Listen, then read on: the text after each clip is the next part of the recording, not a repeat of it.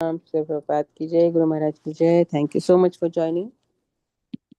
Hare Krishna Mataji and Hare Krishna to all the devotees on this call. This is Geeta from Maryland. Hare Krishna. Hare Krishna, Geeta Mataji, Dandavat Pranam, Shri Prabhupada ki jai, Guru Maharaj ki jai. Thank you so much for joining.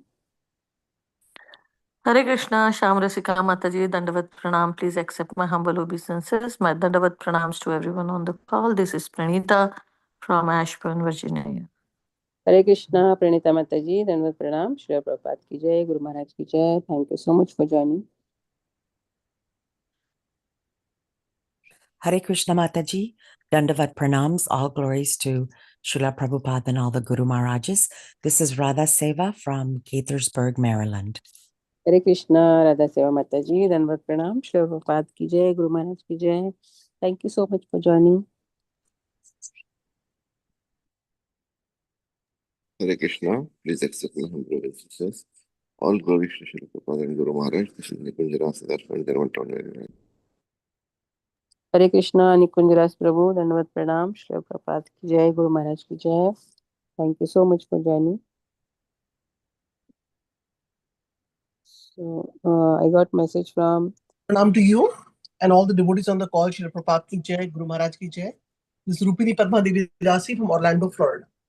Hare Krishna, Rupini Padma Mataji, Dandavat Pranam, Srila Prabhupada ki jai, Guru Maharaj ki jai. Thank you so much for joining. I got message from today's speaker, Grace Abrit Madhvi Mataji. She is joining, so we can chant till she join. Hare Krishna, Krishna Krishna, Hare Hare, Hare Ram, Ram Ram, Hare Hare. Hare Krishna, Krishna Krishna, Hare Hare, Hare Ram, Ram Ram, Hare Hare. Hare Krishna, Krishna Krishna, Hare Hare, Hare Ram, Ram Ram, Hare Hare. Hare Krishna, Krishna Krishna, Hare Hare, Hare Ram, Ram, Hare Hare. Hare Krishna, Krishna Krishna, Hare Hare, Hare Ram, Ram Ram, Hare Hare. Hare Krishna, Krishna Krishna, Hare Hare, Hare Ram, Hare Ram, Ram, Hare Krishna, Hare. Krishna, Hare Krishna, Krishna, Krishna, Krishna Hare Hare. Krishna,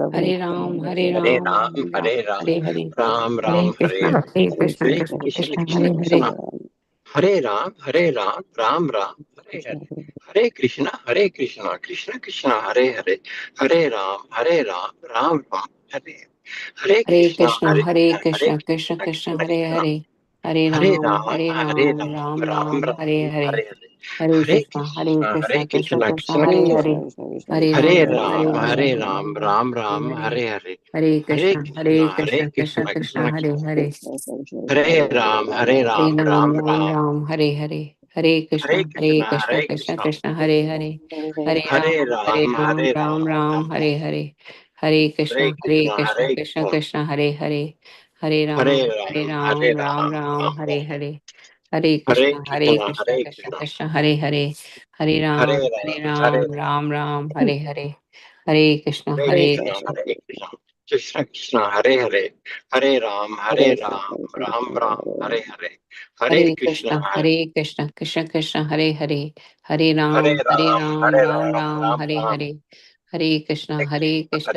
Hare Hare Ram, Ram, Ram, Hare Hare. Hare Krishna, Krishna Krishna, Hare Hare. Hare Ram, Hare Ram, Ram, Hare Hare. Hare Hare Krishna, Krishna, Krishna Krishna, Hare Hare. Hare Ram, Hare Ram, Ram Ram, Hare Hare. Hare Krishna, Hare Krishna, Krishna Krishna, Hare Hare. Hare Hare Ram, Ram, Ram, Hare Hare. Hare Hare Krishna, Krishna, Krishna Krishna, Hare Hare. Hare Hare Ram, Ram, Ram, Ram Hare Ram. Hare. Hare Hare Krishna, Krishna, Krishna Krishna, Hare Hare. Hare Hare Ram, Ram, Hare Hare. Hare Hare Krishna, Krishna, Krishna Krishna, Hare Hare. Hare Hare Ram, Ram, Hare Ram, Hare. Hare Hare Krishna, Krishna, Krishna Krishna, Hare Hare. Hare Hare Ram, Ram, Hare Ram, Hare. Hare Hare Krishna, Krishna, Krishna Krishna, Hare Hare. Hare Hare Ram, Ram, Ram Ram, Hare Ram, Hare. Hare Krishna, Hare Krishna, Krishna Hare Hare. Krishna, Hare Hare Ram, Hare, Ram, Ram Ram, Hare Hare, Hare Hare Krishna, Krishna, Krishna Hare Krishna, Krishna, Hare Hare. Hare Ram, Hare Ram, Ram Ram, Hare Hare, Hare Hare Krishna, Krishna, Krishna Krishna, Hare Hare. Hare Ram, Krishna Hare Krishna, Ram, Hare Hare, Ram Ram Ram, Ram. Hare Hare. Hare Hare Krishna, Krishna, Hare Krishna, Krishna Krishna, Hare Hare. Hare Hare Ram, Ram, Hare Hare Ram, Ram, Ram Ram Ram, Ram. Hare Hare, Ram Hare Ram. Krishna, Hare Hare Krishna, Krishna, Krishna Krishna, Hare Hare, Hare Hare Ram, Ram, Hare Hare Ram, Ram, Ram Hare Ram, Ram. Ram Hare Ram. Hare, Hare Hare Krishna, Krishna, Hare Krishna Krishna, Krishna, Hare Hare, Hare Ram, Hare Ram, Ram Ram, Hare Hare. Hare Krishna, Hare Krishna, Krishna Krishna, Hare Hare. Hare Ram, Hare Ram, Ram Hare Ram, Hare, Hare Hare. Hare Hare Krishna, Krishna, Krishna Krishna, Hare Hare, Hare Ram, Hare Hare Ram, Ram, Hare Ram Ram, Ram, Ram Hare Ram. Hare, Hare Hare Krishna, Krishna Krishna, Hare Hare. Hare Krishna. Sorry to interrupt your nectarian ecstatic chanting. Hare Krishna, Mataji. Hare Krishna. So Um, we are ready. Please yes, accept my Mataji, humble obeisance. give me a minute, Mataji. Let me do the greeting service, then we can start. Hare Oh, Krishna, I dear thought devotees. it was over and I was late. Yeah, we were so busy in chanting. Yeah. Mm. Thank you. Please continue, Prabhu. Thank you. Hare Krishna. Yes, Hare Krishna, Mataji. Hare Krishna, dear devotees. Dhanva Pranam, all glory to Srila Prabhupada Guru Maharaj. Thank you for joining the call today. I would like to read a quote by Srila Prabhupada. Srila Prabhupada says, people generally, they have no idea of God. We are placing the factual God. That is very difficult to understand. Generally, they think it's an idea or fiction, but we do not think like that. We have got clear conception of God. That is the difference between our society and all any other religious groups. They have no clear idea of God. They simply say that there is God, God is great, but no clarity. That is from Srila Prabhupada's conversation and the morning walks. Hare Krishna, dear devotees, welcome again. May I know who will have joined the call today? Hare Krishna, Prabhuji. Actually, Shamarasika Mataji Oh, already okay. greeted us 7:20. So Okay. we can start the class. Hare We Krishna. can start there. Okay. Yeah. Sure. So, dear devotees, we are very fortunate. We have Her Grace Amrit Madhavi Devidasi Mataji from Bangalore, India. And Mataji is going to enlighten us from Srimad Bhagavatam, Canto 7, Chapter 15, verse 77 onwards. Hare Krishna Mataji, you may take over the call and I will start the recording. Thank you so much, Prabhu. Please accept my humble obeisances, all of the devotees assembled here. All glories to Srila Prabhupada, all glories to Sri Guru and Gauranga.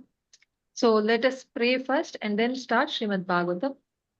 Namo Vishnupadaya Krishna Prasthaya Bhutale Srimate Bhaktivedanta Swamini Namine Namaste Saraswati Devi Gauravani Pracharine Nirvishesha Shunyavadi Paschatya Deshatarine Jai Shri Krishna Chaitanya Prabhu Nityananda Shri Advaita Gadadara Srivasadi Gaura Bhakta Vrinda Hare Krishna Krishna Krishna Hare Hare Hare Rama Rama Rama Hare Hare Vajñānatimirandasya Jnānāñjana-śalākaya चक्षुरुन्मिलितं येन तस्मै श्रीगुरवे नमः नारायणं नमस्कृत्य नरं चैव नरोत्तमं देवीं सरस्वतीं व्यासं ततो जयमुदीरयेत् नष्टप्रायेषु अभद्रेषु नित्यं भागवत सेवया भगवत्युत्तमश्लोके भक्तिर्भवति नैष्टिकी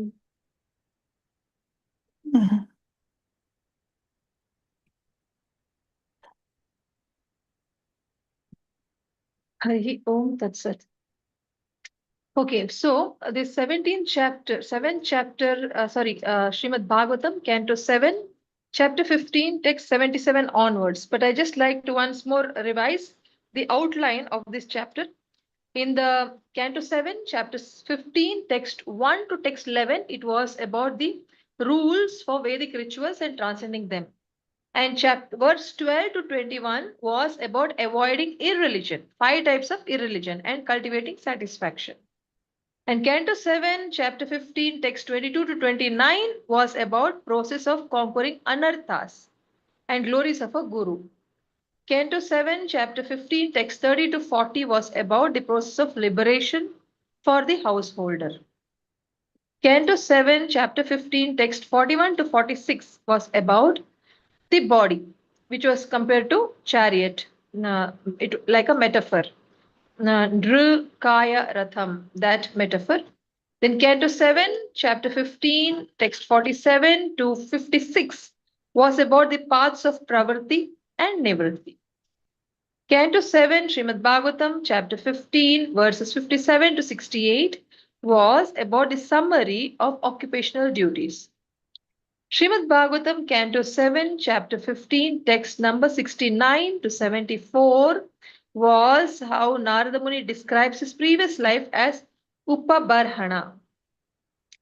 Canto 7, chapter 15, text number 75 to 77 was Narada Muni glorifies the Pandavas. Canto 7, chapter 15, text number 78 to 80, Shukadev Goswami describes Yudhishthira's response and concludes. So we are in the last part of the chapter, that is verse number 77. So let's see the last verse wherein Narada Muni glorifies the Pandavas. So this was the outline from Subodhini. Now we start the verse, Srimad Bhagavatam, Canto 7, chapter 15, text number 77. न यस्य साक्षात् भवपद्मचादिभिः रूपं धिया वस्तुतयोपवर्णितम् मौनेन भक्त्योपशमेन पूजिता प्रसीदताम् एष स सात्वतां पति. Canto 7, chapter 15, text number 77, translation by Srila Prabhupada. Jai Srila Prabhupada. Present here now is the same Supreme Personality of Godhead, whose true form cannot be understood even by such personalities as Lord Brahma and Lord Shiva. He is realized by devotees because of their unflinching surrender. May the same personality of Godhead, who is the maintainer of his devotees and who is worshipped by silence, by devotional service, and by cessation of material activities, be pleased with us. Purport by Srila Prabhupada. Jai Srila Prabhupada. Lord Krishna is not properly understood even by such exalted personalities as Lord Shiva and Lord Brahma. What to speak of ordinary men, but by his causeless mercy, he bestows the benediction of devotion upon his devotees.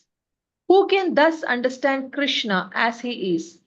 Bhaktya mam abhijanati yavan yas chasmi tattvataha. No one within this universe can understand Krishna in truth. But if one engages in devotional service, one can understand him perfectly well.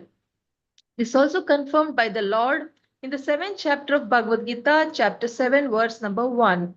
Mayasakta manaha partha yogam yunjan madashrayah asamshayam samagram mam yata jnasasi tachrunu. Means, now hear, O son of Krita, Arjuna, how by practicing yoga in full consciousness of me, with mind attached to me, you can know me in full, free from doubt.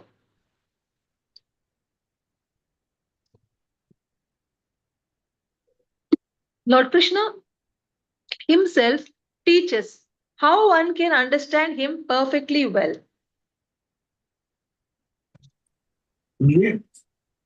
All right, no, I missed it. Yeah, perfectly well, without a doubt.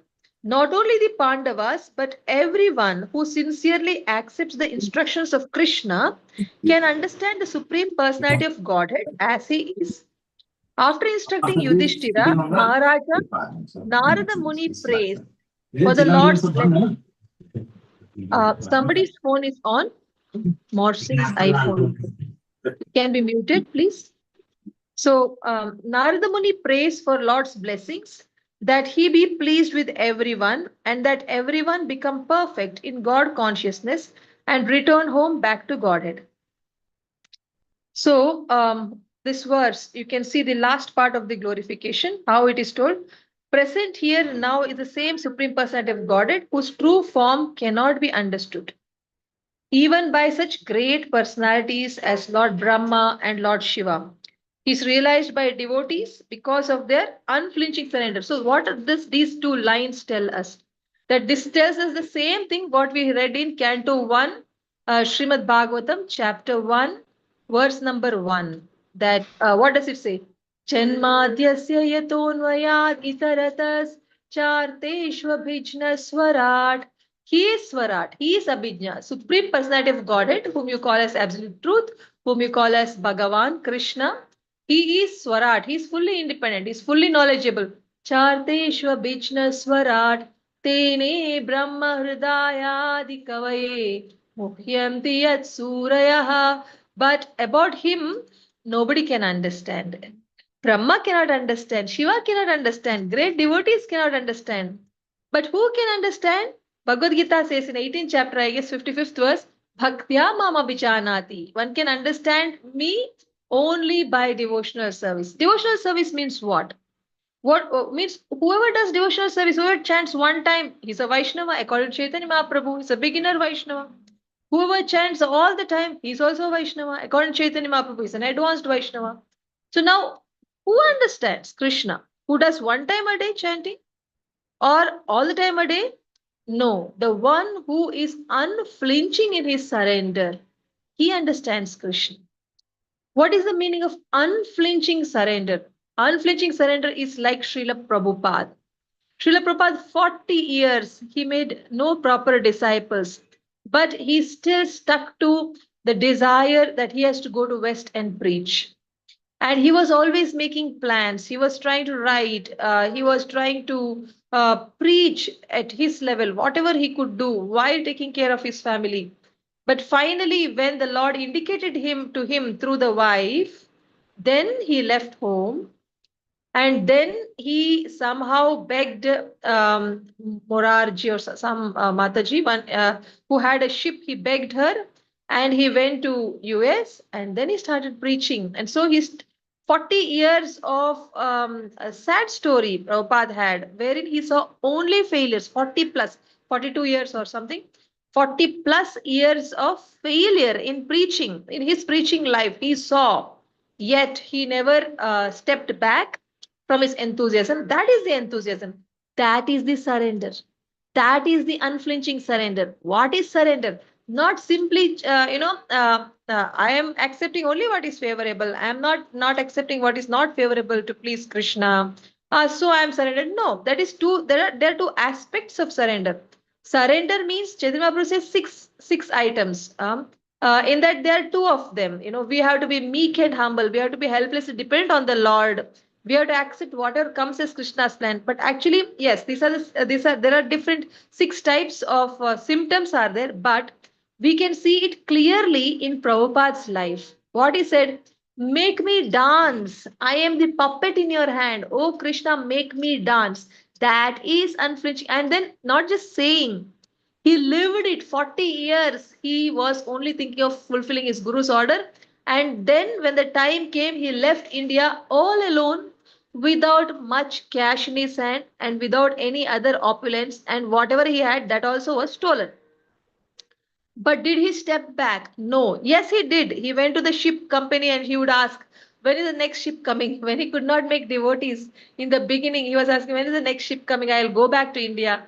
But then when the ship comes, he never goes. Every time. Then they said, you keep coming and asking when the ship comes, but you never come. Yes.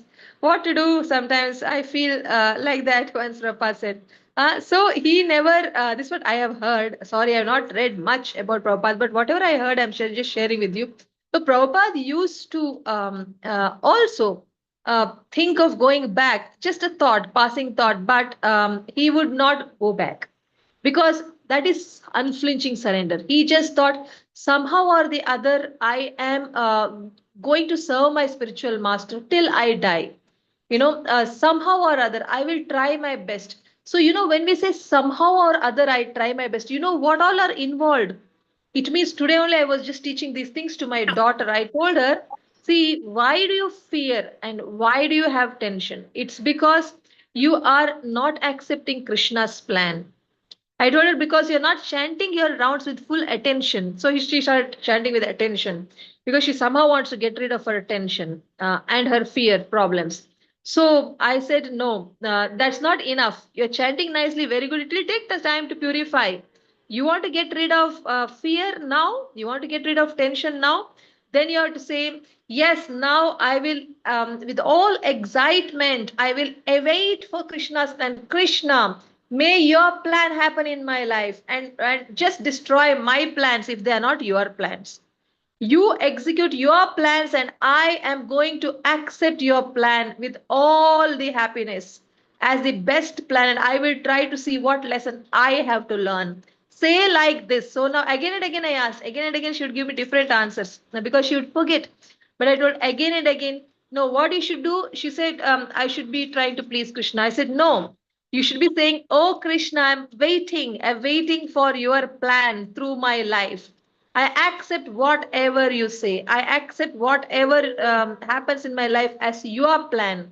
And then I asked her, suppose when you say that, when I used to say that in the past, everything would go wrong. Everything would go the other way around, and it would be a shock for me. So then what happens was I used to say, okay, Krishna, this is not my plan, but this is your plan. And I want your plan to be executed and not my plan. And this plan, actually, I am not liking it, but I want to like it because it is your plan and I accept your plan. I want to like your plan. And then I say, and now I want to love your plan because I think there is some benefit for me. My weak area is going to be reduced, and you're going to toughen me up through this plan. Therefore, I accept your plan with all the affection and with all the gratitude, understanding it is your affection for me. So, Krishna, I love your plan. Like this, every time a shocking thing happens, I used to say, these are the few lines. First, I said, this is not my plan. Then I say, but it's your plan. Therefore, I like it. And yeah, Krishna, actually, I love it because you have some good intentions for me. You have some better plans for me. So, Krishna, thank you so much. And I love you, Krishna, for your wonderful plan, which is not my plan.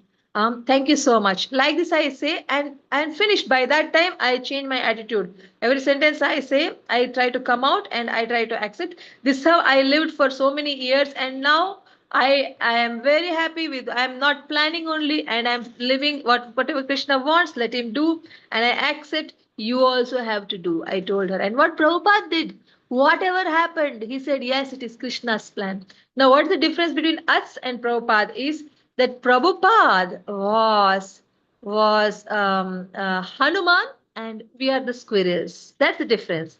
It doesn't matter. It doesn't matter. We can be squirrels of Prabhupada's army. It doesn't matter. Even a squirrel matters, but we have to be a squirrel of Prabhupada's type. We should be doing the same activity what Hanuman is doing. No, squirrel should not go by its whims and fancies. Squirrel should go by the Guru Parampara's mood, Guru's mood, Prabhupada's mood, Scripture's mood, Krishna's desire. This should be our mood, and we should accept Krishna's plan, and whatever Krishna wants, we should know, and we should try to endeavor that too by depending on Krishna. 6 symptoms of surrender, you have to follow. Helplessly dependent, meek and submissive to Krishna, helplessly depend on Krishna's plan, accepting Krishna's plan, and trying to depend on Krishna to do our service by praying and endeavoring, like this when we do, then Krishna actually helps. So this is how, with that kind of surrender, we can actually understand Krishna. So then the translation says, may that same Supreme Personality of Godhead, who is the maintainer of his devotees and who is worshipped by silence, by devotional service, and by cessation of material activities, be pleased with us. So he says that may Krishna, by silence means they're all the time smaranam, remembering Krishna, all the time thinking. Gopis were all the time remembering Krishna. When we remember, we may not speak about it, but our conscious will be only stuck to Krishna's thoughts. So conscious will be only thinking of pleasing Krishna. So this way, when we are doing devotional service, and then he says, may that Krishna who is worshipped by such gopis be pleased with us. So here in the purport also Prabhupada says that Krishna is not understood like how he said by Lord Shiva and Brahma. That is from Canto 1, Chapter 1. I just now told you that how Muhyanti Yat Surayaha Tejo Vari, that particular shloka 1.1.1. It's very clear that nobody can understand Krishna. But here Prabhupada said, Bhaktyamam Abhijanati, only by bhakti. How bhakti should be done, Prabhupada explains. That is by practicing yoga, means in full consciousness of me, with mind attached to me. You can know me in full. Means all the time. How we can be all the time remembering is because our mind is always fixed on our work. That's why I told you, say that this work also I am not expert at doing. Krishna, please help me to do it. Krishna, please help me to do it. And I'll tell you, my dear friends, when the time comes that you have to depend on Krishna, surrender to Krishna, you will feel that the work which I've been doing so far nowadays, I'm not able to do it. I'm not having the determination to do it. I don't know why, but I'm really sick of this work. I can't do it anymore. My God, it's too much for me. Job goers will say that I wish retirement time will come, or I just want to quit, I want to finish. And those who are not retiring, like housewives, sometimes they feel, oh my God, I can't think of cooking even one rice now. I can't think of making one roti now. I don't know why, but today I'm not feeling like doing anything. Why such things will keep happening to those devotees is to make them understand that I am not the doer. So Krishna, please, I still have to do it. I don't want to do it, but I have to do it. Since it is your plan, let me do it, Krishna. Let me love to do it. So give me the strength. Give me the determination to do it. Give me the talent to do it. Give me the heart to do it. So we have to then pray to Krishna and depend on Krishna for his mercy. Then we have to do it. That is selfless. That is unflinching surrender. It leads to unflinching surrender. I have gone through these things. Now my daughter is going through these things. That's why I told her about this unflinching surrender, and I'm surprised that I have to speak about the same thing here today. 1 minute.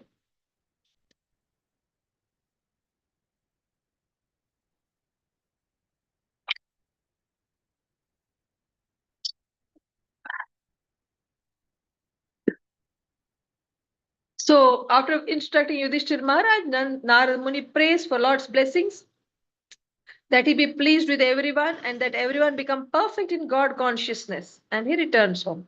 So then what happens? Canto 7, chapter 15, text number 78. Shri Shuka Uvacha Iti Devarshina Proktam Nish Nishamya Bharatarshaba Pujayam Asha Suprita Krishnam Cha Prema Vihvalaha. So what does it mean? Srimad Bhagvatam, Canto 7, chapter 15, text number 78, translation by Srila Prabhupada. Jai Srila Prabhupada. Sri Shukadeva Goswami said, Maharaja Yudhishthira, the best member of the Bharata dynasty, thus learned everything from the description of Narada Muni. After hearing these instructions, he felt great pleasure. From within his heart and in great ecstasy, love and affection, he worshipped Lord Krishna. Purport by Srila Prabhupada, Jai Srila Prabhupada. It is natural that when someone belonging to one's family circle is understood to be very great, one becomes ecstatic in love, thinking, oh, such a great personality is our relative. So, when Sri Krishna, who was already known to the Pandavas, was further described by Narada Muni to be Supreme Personality of Godhead, naturally the Pandavas were amazed and thinking, the Supreme Personality of Godhead is with us as our cousin. Certainly, their ecstasy was extraordinary. So you see, Shukadeva Goswami is saying, Maharaja Yudhishthira, when he got to know from Narada Muni, he thus got to know from Narada Muni, and after hearing that Krishna was Supreme Personality of Godhead, then he felt so much happiness, so much more love. And with that love, what he did? Worshipped. What else he does? He would otherwise adore him with his heart and serve him with his heart. Now he worshipped him with his heart. He worshipped him with heart and with his affection, like that. So whatever mood we have towards Krishna, whatever good favorable moods we have towards Krishna, what do devotees do with that? They worship Krishna with that. So that is what Pandavas had. Yudhishthira Maharaj also did. He just worshipped. He got to know and he was so amazed. Just imagine that you get a grandchild and then you are told that it is no other than Prabhupada appeared again, to bring help in bringing the golden age. How will you feel? Huh? And the child behaves like Prabhupada, speaks like Prabhupada, right at the age of 3, 4, speaks all philosophy, preaches. Suppose something like that happens and says, I was, yes, Prabhupada in last. How will you feel? Well, it will be very, very amazing, very, very astonishing. And that is exactly what Yudhishthira Maharaj probably, felt. He felt very, very wonderful that Krishna is our relative. And then what happened? Canto 7, chapter 15, text number 79. Krishna Partha Upaman Priya Pujita Prayayau Muni Shrutva Krishnam Param Brahma Partha Parama Vismitaha. So it means Srimad Bhagavatam, Canto 7, Chapter 15, Text 79, translation by Srila Prabhupada. Jai Srila Prabhupada. Narada Muni, being worshipped by Krishna and Maharaja Yudhishthira, bade them farewell and went away. Yudhishthira Maharaj, having heard that Krishna, his cousin, is the Supreme Personality of Godhead, was struck with wonder. Purport by Srila Prabhupada. Jai Srila Prabhupada. After hearing the conversation between Narada and Yudhishthira, if one still has any doubts about Krishna's being Supreme Personality of Godhead, one should immediately give them up. Asamshayam samagram. Without any doubt and without any defect, one should understand Krishna to be the Supreme Personality of Godhead and thus surrender at his lotus feet. Ordinary persons do not do this even after hearing all the Vedas. But if one is fortunate, although it may be even after many, many births, he comes to this conclusion, Bahunam Janmanam Ante, Jnanavan Mam Prapadyate. So here we see what happened after that. The storyline we can see here that after Narada Muni took pain to explain so much and gave a conclusion that Krishna is Supreme Person of Godhead, Yudhishthira Maharaj, and then Narada Muni leaves after telling, oh, it is such a festival in the heart of Yudhishthira Maharaj. So he bids farewell to Narada Muni, but he's still not able to come out of that amazement. He's fully in the ocean of amazement, Krishna in front of him, and he's very happy and he does not know what to do. He is so happy that Krishna is my cousin. So after that, Prabhupada is explaining that if after knowing that through Narada Muni Yudhishthira Maharaj came to know that Krishna is supreme, and Yudhishthira Maharaj became happy, and in spite of hearing all the details of this entire chapter or entire canto, and after knowing clearly that Narada Muni has told that Krishna is supreme personality of Godhead, then also if somebody is not willing to accept that fact, Prabhupada says, then just cut off your association with such a person. Don't associate. If somebody is totally rejecting Krishna as supreme, Prabhupada says, then don't associate. See, he says, one should immediately give them up. Asamshayam samagram. So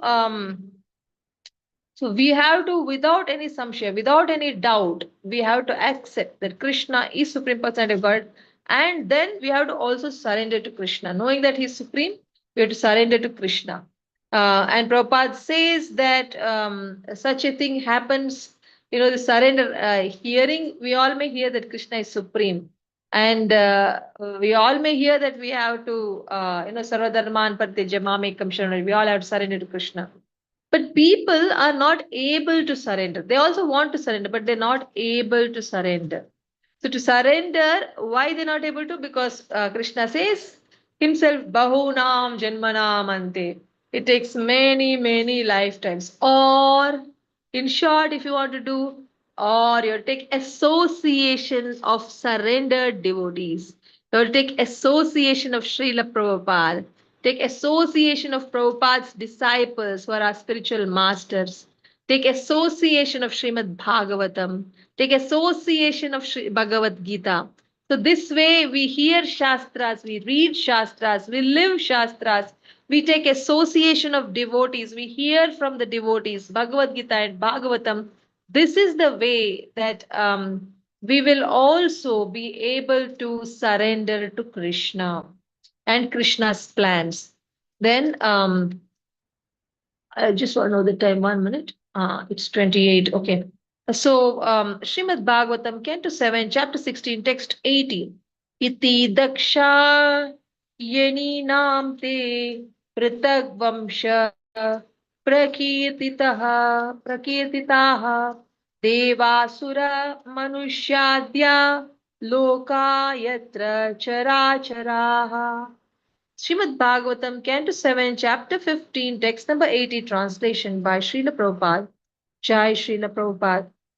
On all the planets within this universe, the varieties of living entities, moving and non-moving, including the demigods, demons, and human beings, were all generated from the daughters of Maharaja Daksha. I have now described them in their different dynasties. Thus end the Bhaktivedanta purports of 7th canto, 15th chapter of Srimad Bhagavatam, entitled Instructions for Civilized Human Beings. This is the end of 7th canto. So the last translation says, on all the planets within the universe, the varieties of living entities, moving and non-moving, including the demigods, demons, human beings, were all generated from the daughters of Maharaja Daksha. So, so up to 7th canto, this starts, I think in the 4th canto or in the 3rd canto itself, they start talking about Devahuti, the 3rd canto ending chapters. You will hear about Daksha's daughter, Devahuti and Kardama, and who all daughters she got. And then from 3rd canto, it has started. At 7th canto, it has come to end that I have now described them and their different dynasties. Why?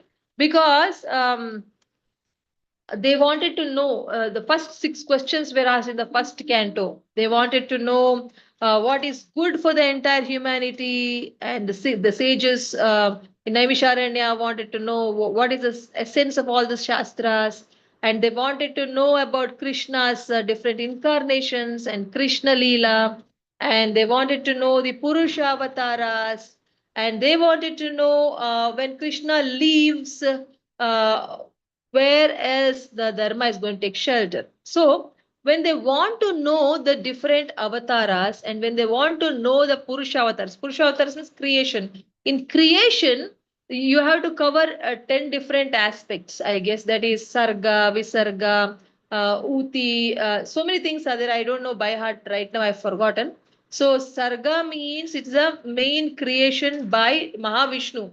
That is, he is the one who is providing all the souls and all the material required to create material universe. Like even the material nature also is provided by Mahavishnu.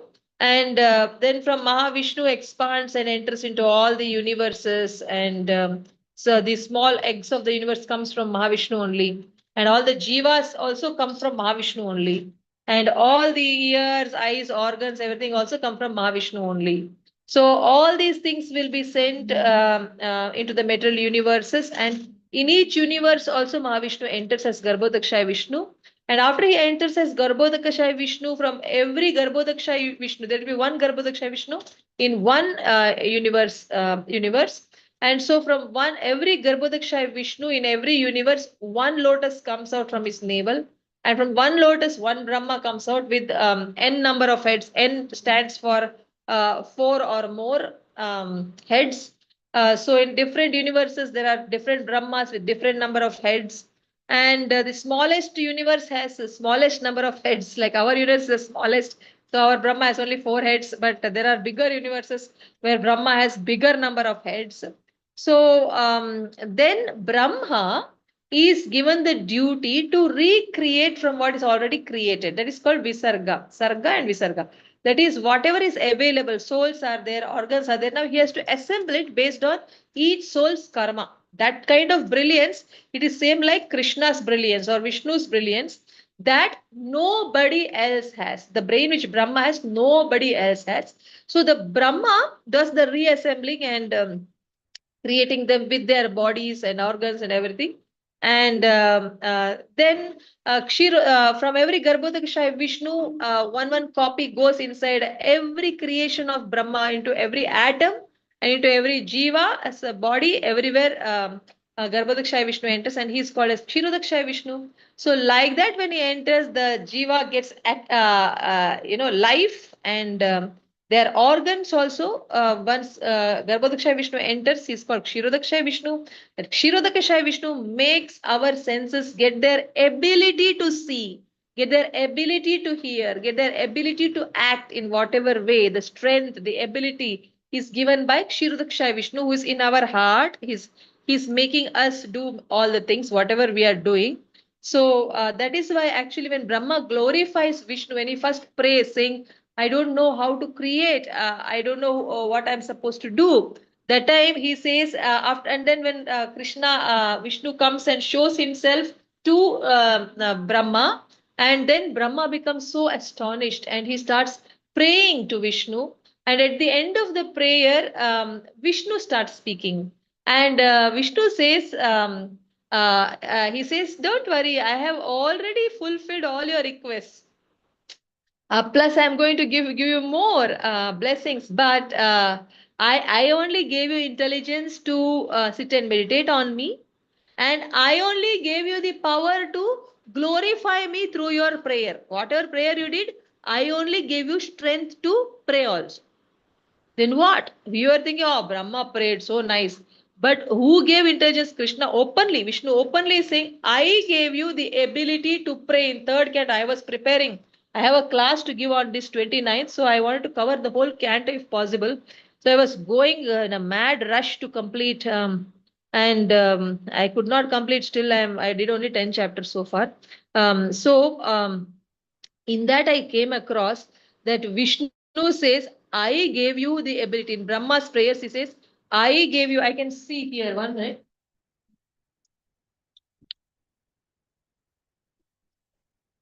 It's in Brahma's prayers, na? I was so shocked that even we are thinking Brahma is praying, he is capable, he is praying.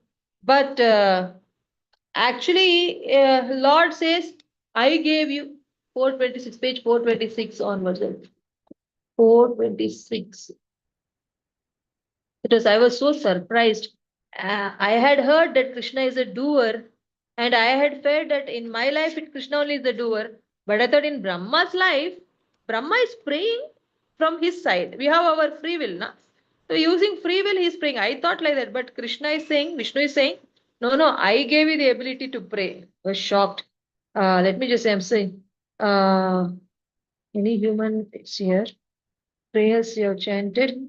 O Brahma, the prayers that you have chanted, praising the glories of my transcendental activities, the penances you have undertaken to understand me, and your faith, firm faith in me, all these are to be considered my causeless mercy. See, this is the one. Canto 3, chapter 9, text number 38. It says, Yet chakarthanga matam stotram matkataabhyudayankitam yadva tapasi te nishta, and your nishta sa esha, all these mad anugraha, it's my causeless mercy. Whatever you did, O Brahma, see, O Brahma, the prayers, Canto 3, chapter 9, text number 38. O Brahma, the prayers that you have chanted, praising the glories of my transcendental activities, the penances you have undertaken to understand me, and your firm faith in me. Your firm faith also. If we have faith, we don't have to be proud. I have more faith than her. She's new devotee. I am little old. Sorry.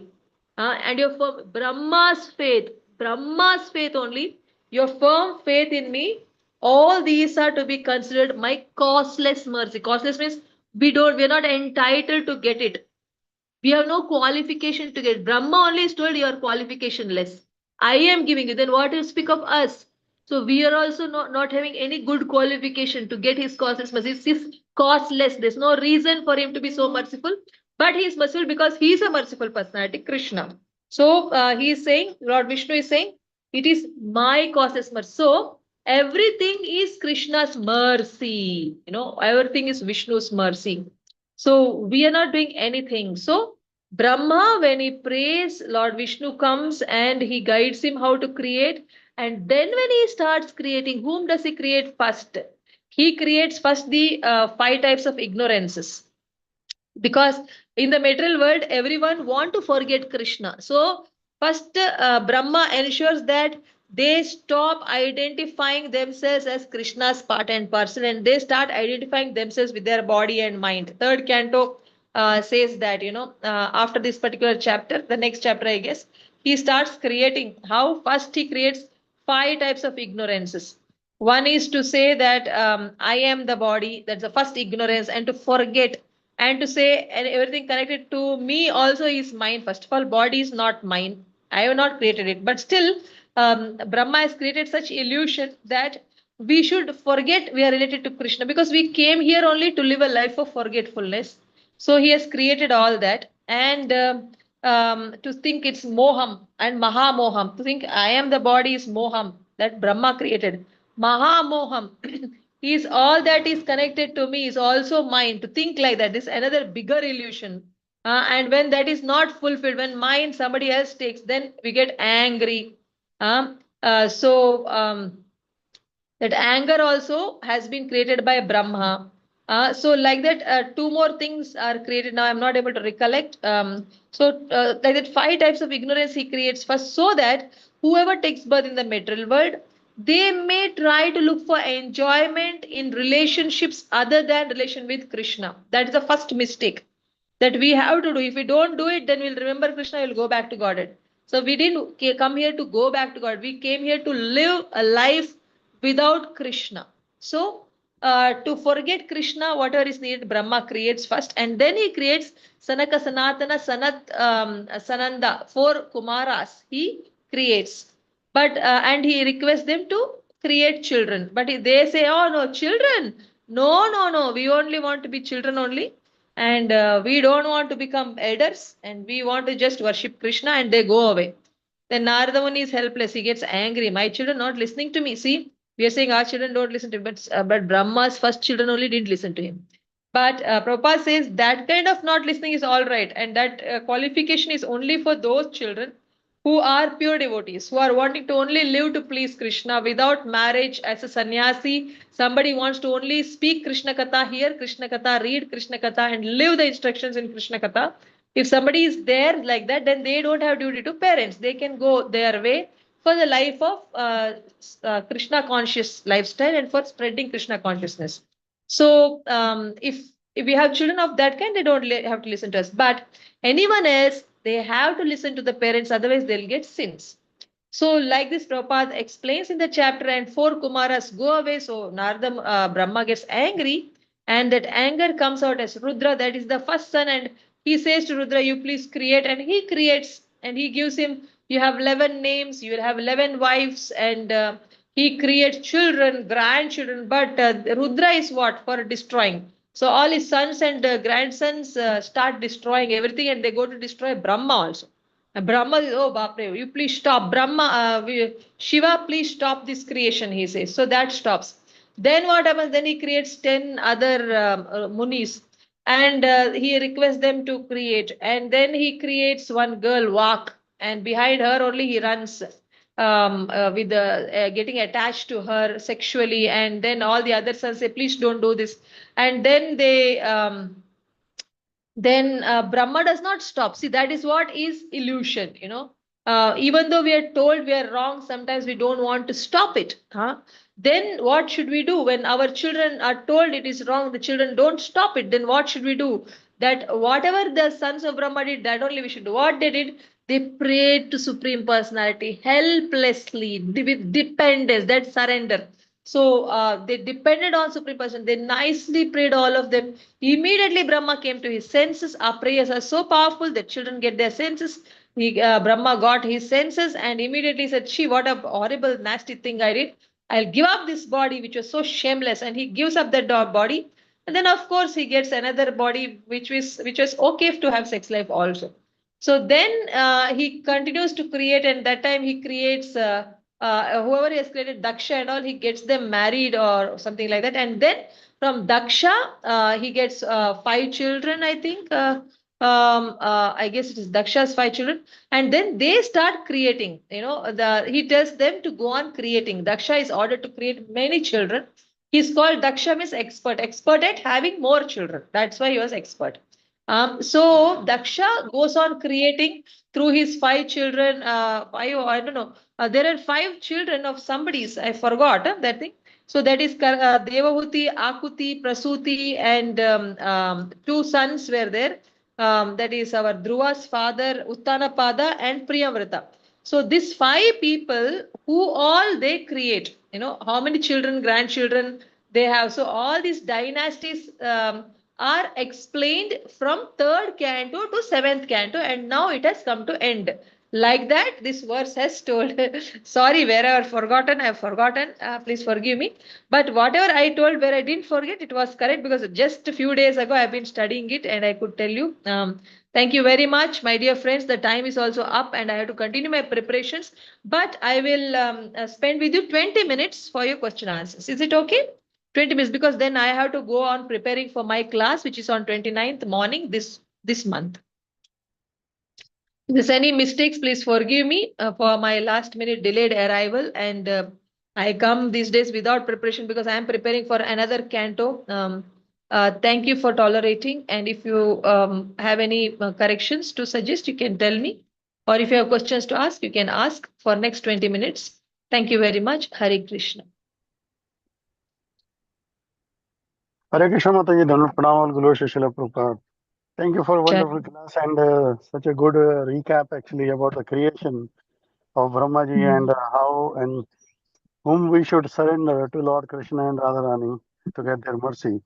And when we came, like we did not knew like we'll become devotee, but as we get in the association of the devotees, we get that effect, and our main goal is now like not to entangle in the material world, but to please Lord Krishna, surrender to him. Thank you, Mataji. I will ask devotees to ask any questions, any comments or realizations. Thank you very much, Prabhu. Thank you very much. All glories to Prabhupada, all glories to Guru and Gauranga. Hare And Krishna. I wish you all the best for your next canto for the Thank you, Bhakti Vaibhav. Prabhu. Yes.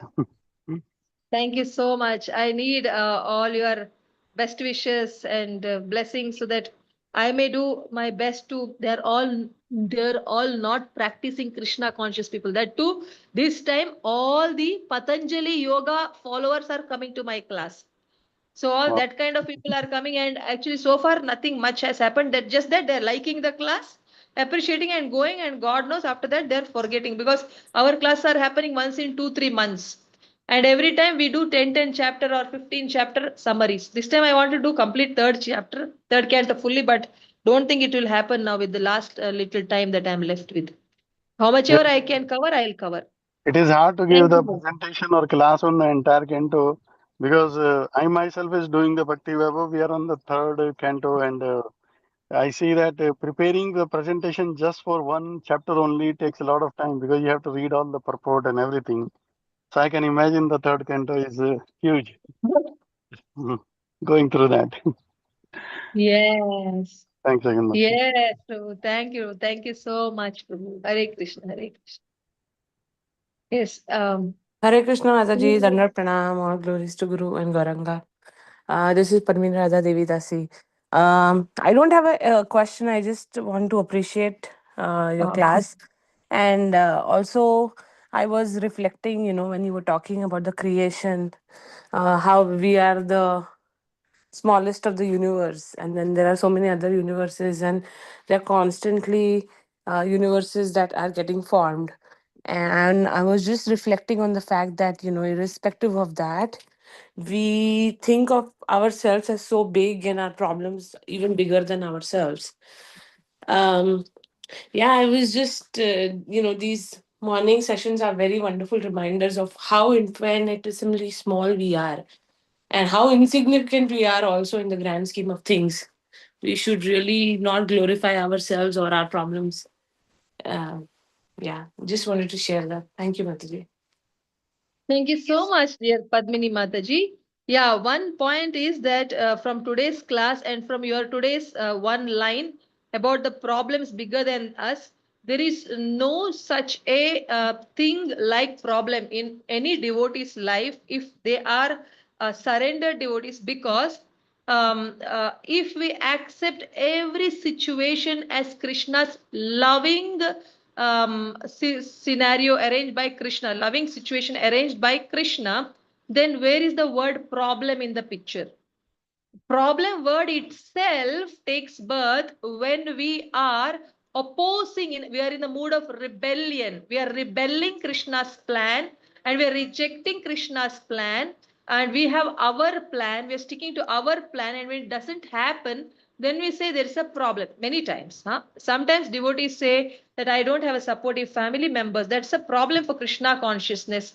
Yes, it appears like, but suppose we understand that Krishna has arranged such family members for us to become humbler than the straw on the street. It is the nectarian situation that even no brahmachari ashram could have purified us as much as our family members can purify us if we are going by Krishna's orders. If we see like that, then is that a problem? No. That's the most nectarian dham for us to become a dham vasi, to become a pure devotee. So if we see it in that perspective, then there's no word problem in a devotee's life. This is my understanding, dear Mataji.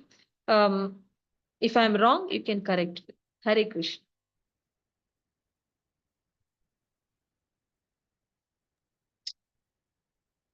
Hare You're Krishna mute on mute. Mataji. Yes. This is Geeta Mataji. Thank you so much. I've learned so much today about how creation happens and how surrender helps us.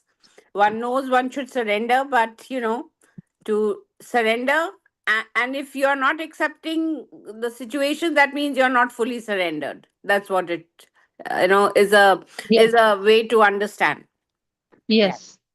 Mataji, another thing is so I also learned, like you mentioned, that we are given 5 types of ignorances when we are entering the material world, right? Yes. Yes. It'll be nice to know what they are, but not, I just. tell you. It's here right now in front of me. I can open it and tell you. Wait. After prayer, he starts divisions of creation. That is page number 436, I guess. I will tell you just a minute. 436. That is divisions of creation. So here it is. Kindly let me know. I have inquired from the beginning. Yes, Bravo, Maitreya. Began to reply the questions one after the other. Thereafter, Brahma saw the lotus on which he was situated. Celestial 100 years. Okay.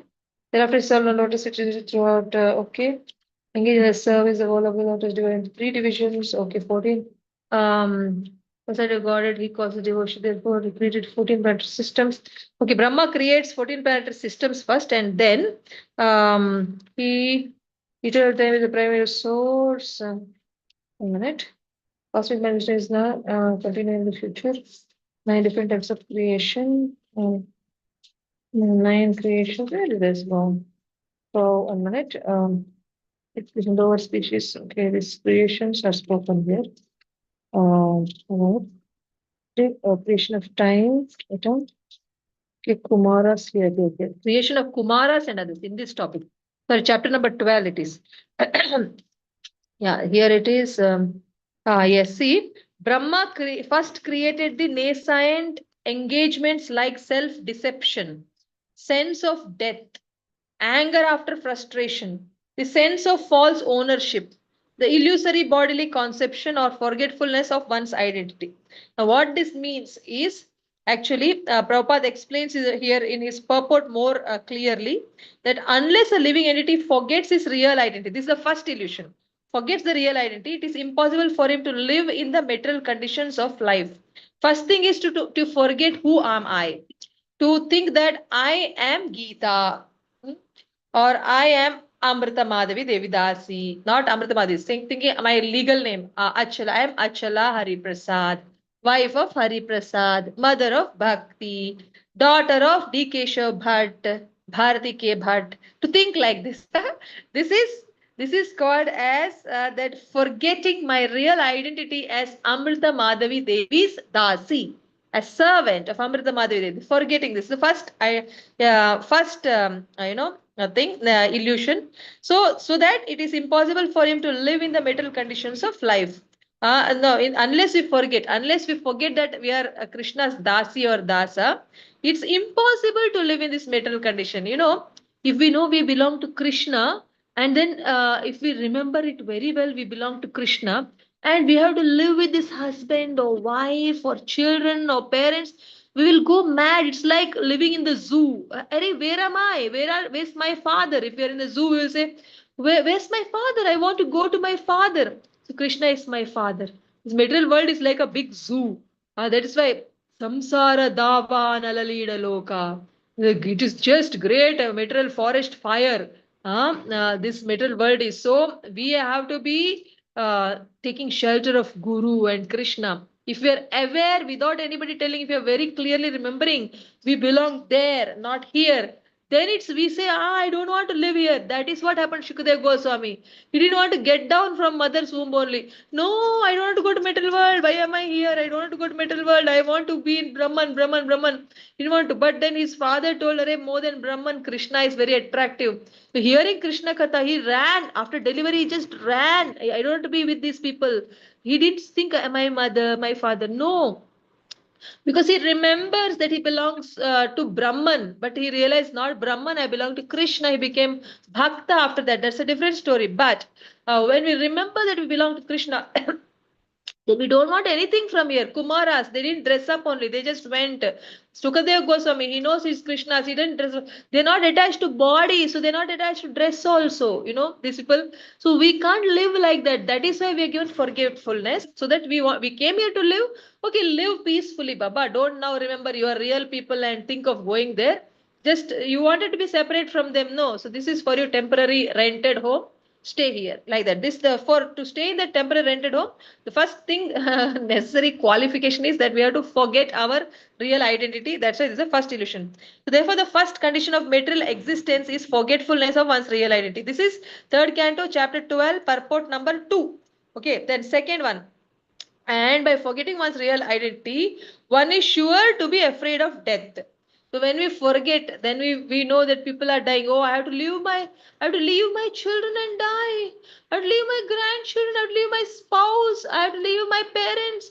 So this is the greatest pain. So fear of death. So that is Andhatamish. It's called Andhatamish. Sorry. Although the pure living soul is deathless and birthless, the false identification with material nature is the cause of false ownership of things. So once we say, I am this body, then we start saying, and this husband is mine.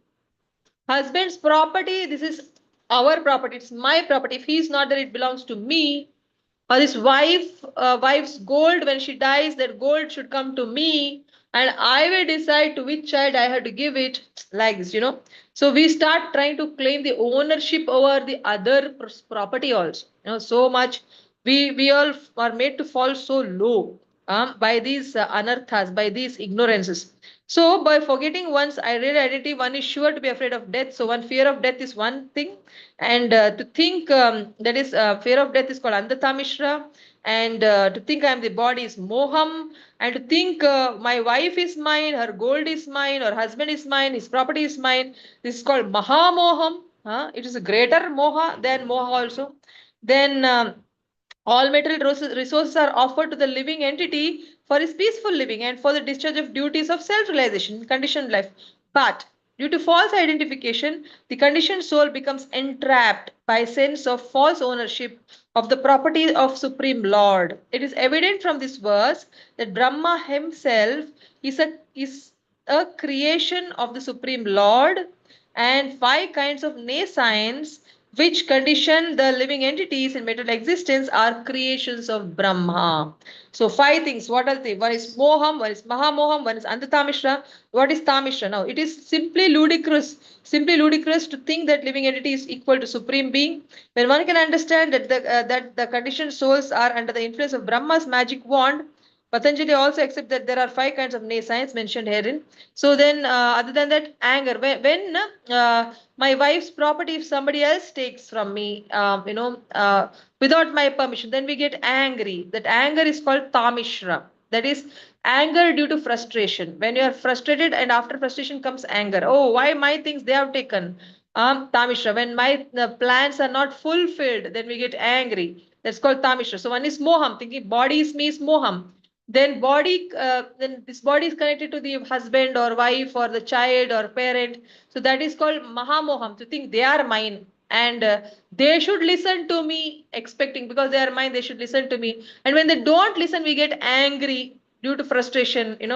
That is called tamishra. That's also created by the Lord. Then uh, self deception, tamaha. What is that? um, Wait, I have it in this canto. Chapter 12, it's more clearly written, I can tell you.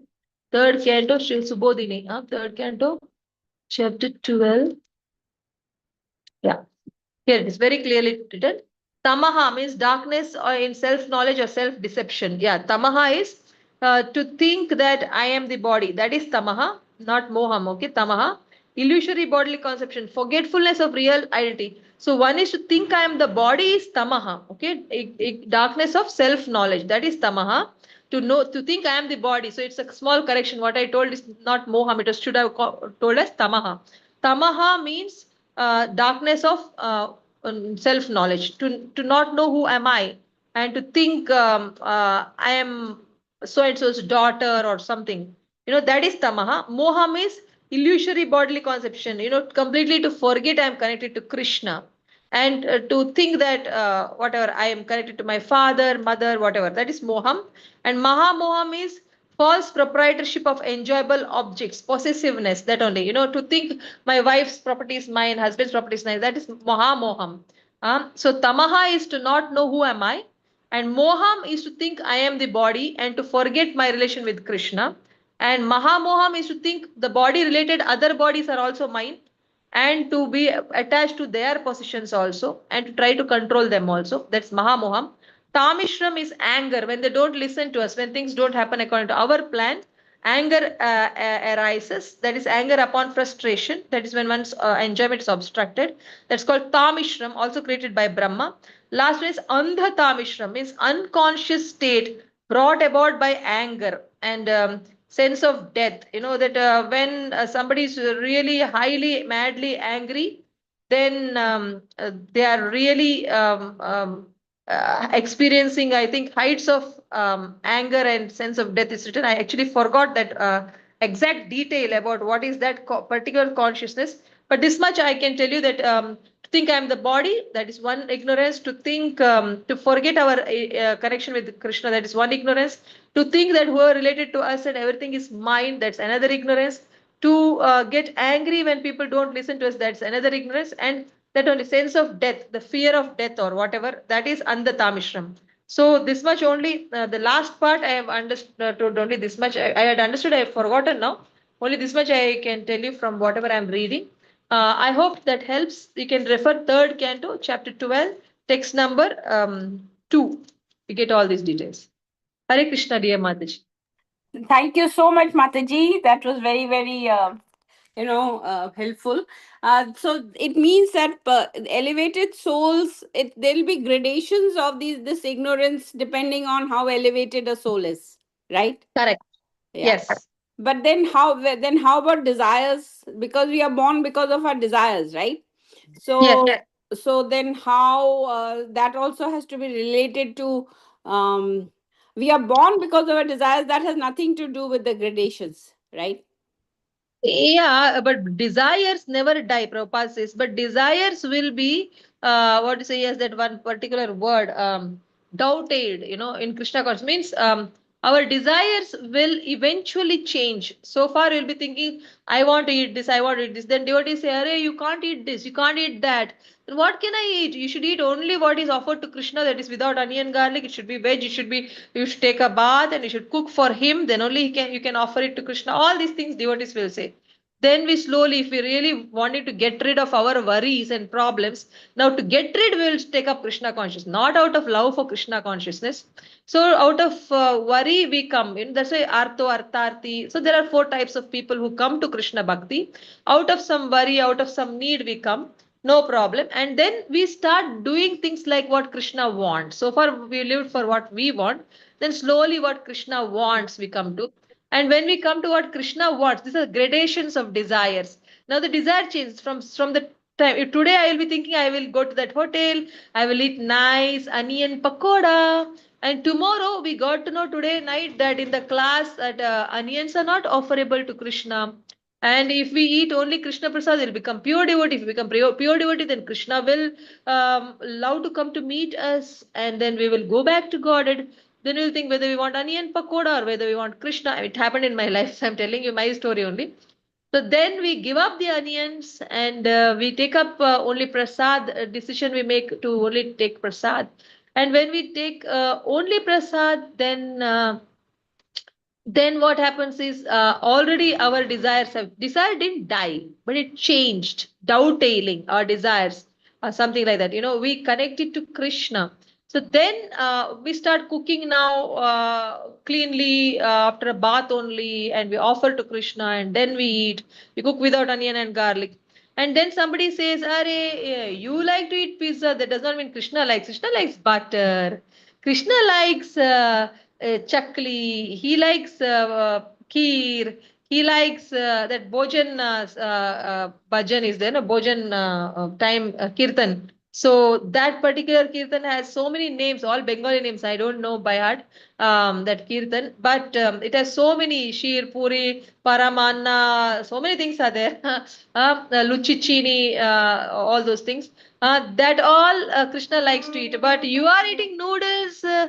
Krishna does not eat noodles. It's junk food. It is dead food. It has no prana. Many things people will say. Then we start checking, researching, what Krishna eats, what is there in bhajan, what is there in bhojan kirtan.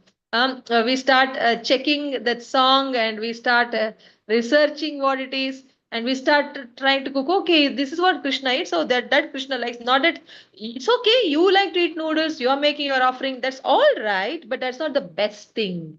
I was told like that, and then I was, oh, really? Okay, then maybe if I can come to the level of cooking only what Krishna likes, that will be even better. Yeah, that's the best thing.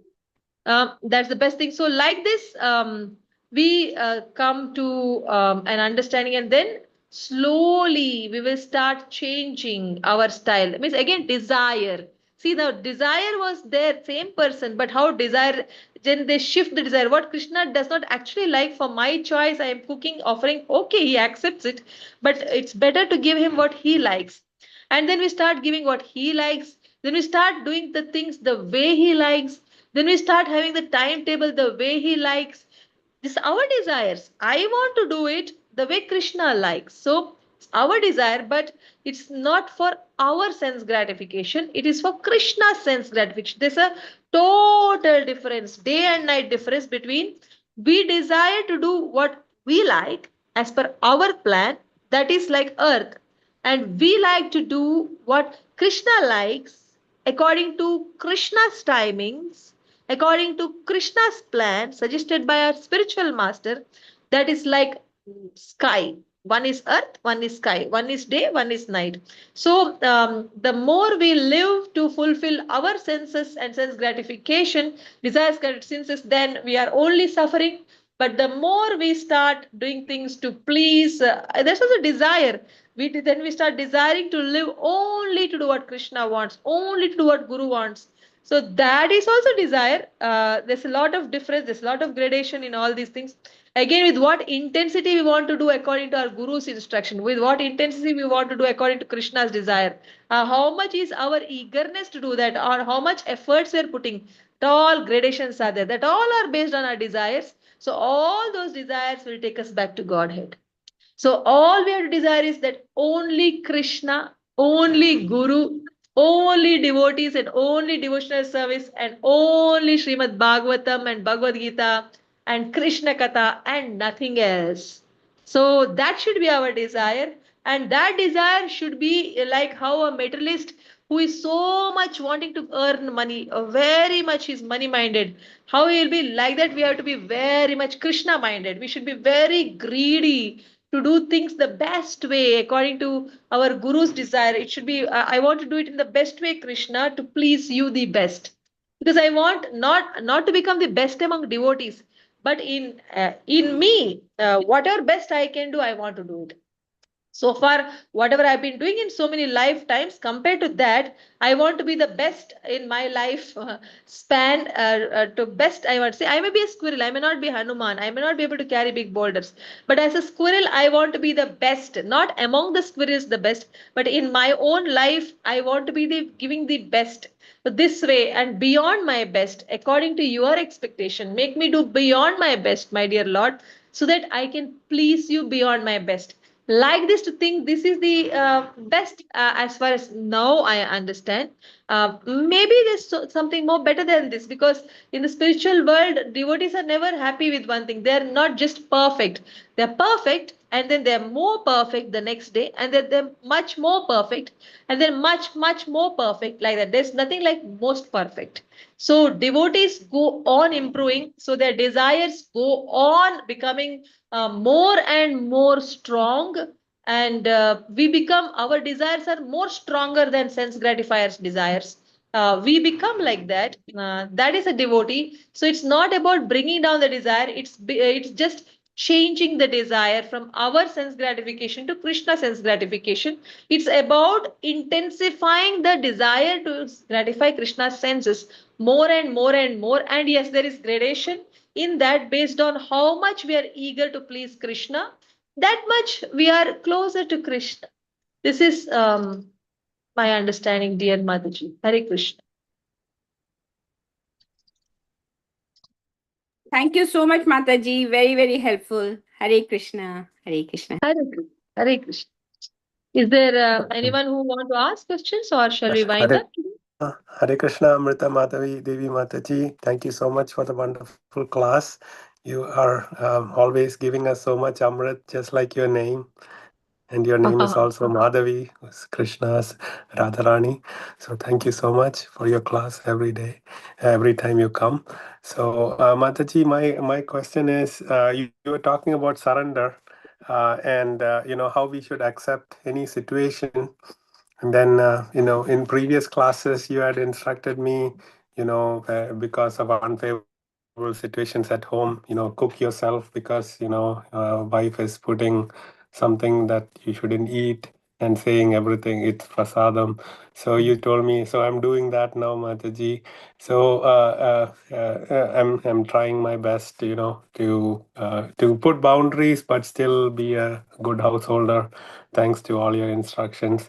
So, Mataji, my question is, when some situations come, you said, like if family is unfavorable, it is a problem, but not a problem.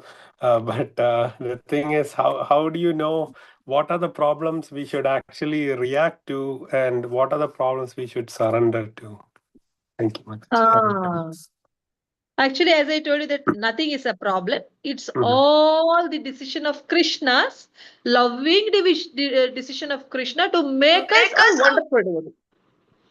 But now, which one to react, which one to not react? Now, that is a very good question. For example, if the spouse, mixes alcohol in our water, and we are not knowing, and we think it's bottled water, and we drink, and the minute we drink we smell it, then should we keep quiet? After spitting, should we keep quiet? No, we have to take action. Now what action we have to take, that depends on what is the person. We have to have an idea about the person, and how much we are actually Prabhupada would not chastise the devotees in the beginning for their arrogant questions. He was very lovingly explaining to them, because his relation was not so strong. And when he served them a lot and all that, then for their mistakes, they would also get chastised. They would be loud, they would be chastised. Now, when he showed love, when he showed chastisement, that is a decision made by the individual by understanding what is the relation we have with that person, and how much they are able to take. Like if the person is so much dependent on us, they love us, they value us, then we can tell them gently. And now, even when we give a correction, now to whom to give a correction, whom not to give a correction. One who is going to accept it and want to improve, we should give a correction. But one who is anyway not going to accept, then we have to make our own plans to handle the situation. And for that, we have to depend on the Lord. But pray, Krishna, please help me to handle this situation. So we should ensure that certain things, like if alcohol is mixed, what I should do? I should say that next time it should never happen. So whatever I should do, I should do. Krishna guide me and do what is needed at that time. And now what I should do, if somebody is willing to receive, what I should do, and if they're doing mistakes, what I should do is you should see the person and you should decide whether they deserve sama or dana or beda or danda. These are the four types of methods to correct a person as per Vedas. Now, or as per Manu Samhita, I don't know as per what, but I've learned it. This much I learned. Sama means to give through sweet speech, to give a correction to a person. You can appreciate and say, oh, this is all so nice. This one can be done. There's a scope for improvement. This one can be done this way. Sama. This is for a person who wants to learn. My daughter is a person who just wants to learn always. She says, correct me all the time. If I tell little strongly, she'll get very hurt. Oh, you're so disappointed with me. Oh, I disappointed my mother. Oh, I disappointed. For such people, never scold them. Just tell them very sweetly. I have to really calculatively talk to my daughter, otherwise she becomes very heartbroken. Oh, I disappointed. She'll be very sad for some hours. Then I have to again go and piss fair. No, no, you are very good. So for such people, you should know the person, and then accordingly, Sama, in sweet way, give them a correction. And even if the person is your student and you don't know, a new student committed a mistake, what do we do? First, to anybody, to test them, you will get to test them by this method only. Be in sweet speech, you explain to them, this is very good about you and these things you need to improve, my child, and tell them, and that's it. And then do they take the correction? That means they are very sensitive people, very good learners. To them, always be gentle. Never raise your voice, never become angry, be loving, appreciating, and suggest them what they should better improve, and they will do it. They're sincere and serious people, they will do it. Okay, that is Sama. But they don't listen to sweet speech. Then Sama or Dana. Then just tell them, see, I'm giving you a gift. You're so nice. Try to win them with gifts. And gift of time, gift of appreciation, gift itself, gift of eatables, gift of dress, anything. Gift of a appreciative touch, anything for a family member, anything. But that is dana. Try to give them that experience and then request them, for a correction. That they do that, fine. They don't do that, they don't listen to that, they only take the gifts, but they don't bother to correct themselves, they don't care for your hurt feelings. To such people, then bheda, then just warn them, see, I have told you a few times now, I am not able to handle this. So that is bheda. Okay. And for bheda also, they are not listening. They don't care. Then what we should do? Then we should say danda. Danda means punishment. Punishment could be anything. School teachers tell them, get out of the class. And Shiva said to Parvati, okay, you go your way, I go my way. So the husbands actually have that power. Actually, if the wife does not listen, then they can say, okay, I live separate, you live separate. If it is too much of interference in our devotional service, can we do that? Just ask. That is a Beda. In Beda only we can put a threat like that. And for that, are they going to listen to us? Are they afraid? Are they dependent on us? Do they want to live with us or not? And danda means then finally, okay, you live your life, I will go my way.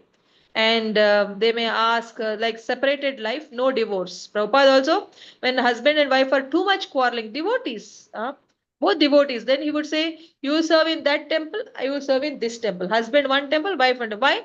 Staying far, then you will value one another's contribution in your life. something at least they are doing that is beneficial. So you will feel still, yeah, I have this all, she has these problems or he has this problem, but still she was nice.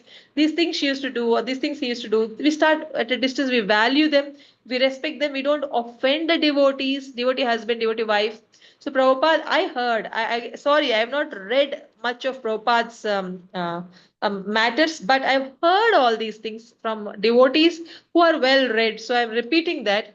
Um, so he would separate them. It was told by Adipurush Prabhu, my teacher of Bhakti Shastri course, who was from VIHE, like that. So he would ask them to stay separate, not divorce. Prabhupada never said there's a word called divorce, but separation, yes. You can stay separate. See, I just need some peace of mind, so I will prefer to stay away because I don't think we get along. Like that, it can be a threat. It can, you can put fear in this, especially a husband has the right. Shiva did it. I mean, she said, okay, Parvati, you go. I am not going to come. You can then please. He sent his people to take care of her, keep an eye on her. Nobody should harm her like that. He did that, you know.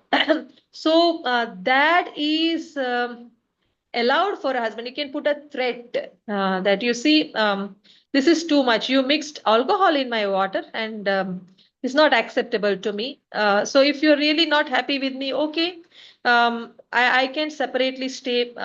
You know, I don't believe in divorce. Then she will say, you give me a divorce, give me so much money. Then is the problem. Then you should say we should think about it. Okay, I this much money I can, simply all this nonsense, na.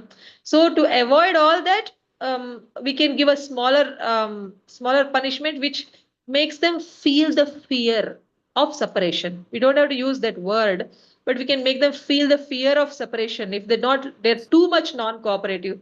And for the sake of Krishna consciousness, Prabhupada has told the wives that if the husband is abusive, then the wife can stay separate. It comes in sixth canto only. You must have already read seventh canto, I guess. Prahlad Maharaj's topic. There it is told a wife can stay separate if the husband is a meat eater or alcoholic or something, not surrendered. And if he's abusing, then if wife cannot stay together, then she can stay separate. But she should not remarry. So if the husband stays separate, he should not remarry. He should not see any other woman lustily. He should be very Krishna conscious and live and practice Krishna consciousness, and he can stay happily, then he can do that. Wife also, if she's staying separate, then she should stay with her parents or with her brother's family or whatever. She should be there like a submissive servant and tolerate the inconveniences in that family where she is there, but she should be sufficiently protected and should be Krishna conscious, but no second marriage. And like that, Prabhupada never supported a remarriage, that too if you have a children and all that, no remarriage. So that way, you know, because I know of a case where husband and wife had a quarrel, and I told about this, and then now the husband, when he got to know wife wants a divorce, then the husband is going head over heels to get the wife back. He's willing to do anything what the wife said. So I then realized that a wife, instead of, now she's already made up her mind to divorce. Now I am not able to change. But if wife, now if she had acted like giving a divorce to the husband, acted like simply, then husband will go head over heels when he believes, and she should just go to the lawyer and send a notice and act like giving a divorce. And then the husband wants to keep her, then he will go head over heels. That time we say okay, then don't do it again, and then reunite, something like that. But don't go up to divorce. That's a too big word, too big action. But something like that, if we can give a hint and put fear, pray to Krishna to put fear in their heart so that they behave themselves, they don't disturb in our practices. And then that way if we can put them under fear, that's in the Bheda stage or Danda stage. If we can do that, it's called hissing. You know, Narada Muni told the snake, don't bite. It stopped biting. Everybody started throwing stones. It got so many wounds. And when Narada Muni saw so many wounds, how come? Because I'm not biting. Everybody are throwing stones at me. So I go, after everybody goes to sleep, then I come out. No, I told you don't bite. I didn't say don't hiss. You should act like you're going to bite. So we should act like we're going to bite the spouse if they are mixing alcohol in our water, if they are mixing onion in our food. Like that, we have to do the hissing. That is, if they're not listen to sweet speech, they're not listen to gifts, and you have tried sweet speech. Not today, one day you told 5 minutes, and next 5 minutes dana. That didn't, then immediately hissing. Not like that. With sweet speech, you try for some months. 1 month at least you try. Didn't work. The next month you try with dana, gift. Give gift for 1-2 months you give. That didn't work. Then you do the hissing. Then they got adjusted to your sweet speech, your dana. Then they're already in a very cool zone. They've come down. Their expectations are all come to a very sweet level. Then when you hiss, that becomes too much for them. But throughout the life from beginning till now, you're hissing only will not have value. My husband is very angry person, and I am telling you that I don't value only his anger, to be very honest. So even if he genuinely gives a correction also with anger, then I only see his anger. I just forget the correction. That when it comes through others who talk softly, then I realize, oh, that's a mistake. Okay, I will correct. When somebody tells peacefully, I take it. When somebody is all the time shouting, I don't value. So anger should be the thing, it should be last used. It should not be used only. It should be last, not working. Nothing working on these people. They're only troubling our life. Then just show the anger. So anger ranges I have explained to you. Now, Prabhu, you can make your decision. Thank you so much, Mataji. Hare Krishna. Hare Krishna. I pray may it work for you and may you have a smooth Krishna conscious life. Thank you, Hare Mataji. Krishna. Hare Krishna. Hare Krishna. Shall we end the class now? Yes, Mataji, I just wanted to quickly ask you is that, like you said to Prabhuji, that he should ask Lord Krishna that, to help him with his, or whoever we are talking about, an individual, that the wife does not create these problems. So, in a way, if we make a general prayer to the Lord that please help me in my devotion, please remove all obstacles, that maybe, is that better, or this particular one? I don't know which is, because like you said that every situation God has given us for a reason, right? सांबाळ मी लवकर नाही करणार, खराब होतं, बाहेर ठेव. The others are speaking. They're not muted themselves. Their voices are coming out. Everybody are able to hear your voices. Sorry, Yes. Mataji. The two people spoke. Yes. This Mataji, So, Geeta Mataji can speak now. Yeah, so Mataji, like you said that all problems are, if we surrender fully, then it's given by the Lord and maybe it's helpful for us in the long run. So in this situation, if we just pray to the Lord that help us to remove, please help in removing all obstacles that are coming in my way for my devotion to you. Is that better, or to ask a particular one? No, what I do is any situation is a choking thing for an individual. Any situation is choking. So what I say is, Krishna, please help me. What I should understand in this situation. If this is the choking situation is given by you, then you have a plan for me, a great plan for me to grow. The more the choking means, more bigger is the upliftment. Less the choking means less upliftment. Upliftment is there. But based on how much serious the problem is, that much seriously we are going to change. Because you see, if at all, if I'm bending like this, and if I'm supposed to be straight, if I'm bending like this, then my teacher will push me so much. But if I'm bending like this, my teacher will push me so much. So so much push is so much opposition. So much opposition means I'm going to so much improve. But if the push is little, means I'm going to little bit improve. That does not mean little improvement is bad or lot of improvement is bad. But whatever is the situation, there is a scope for me to improve. That's point number one. So we should say, Krishna, tell me what I have to learn for my improvement. What I have to learn here. That's one thing. And help me to face this.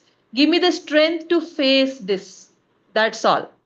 What I have to learn, give me the strength to face it and help me to deal with this. That's all. Sometimes if you need a solution, when I wanted my daughter to get married, I would say, Krishna, please, I know if daughter should be married or not, you know better. I don't know. But I have heard from Prabhupada that all mothers are anxious about their daughter's marriage. I have heard.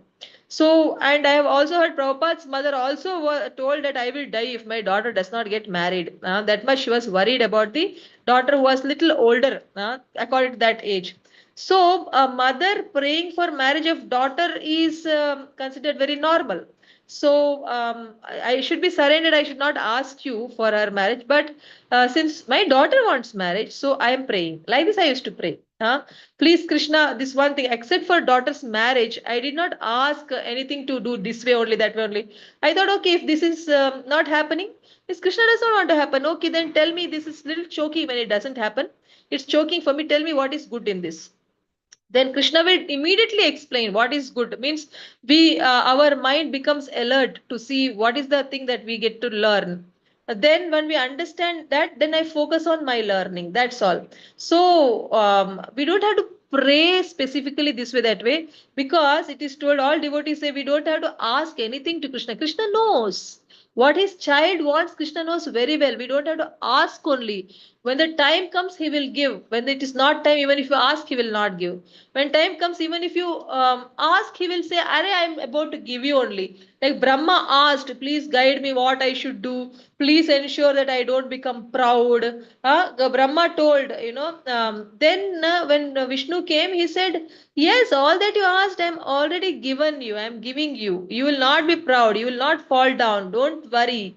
I will protect. All these things he told. That all I am going to give. Like that he told him, and then he said that whoever prays like you, their desires also will be fulfilled. I'm very pleased with you, like that.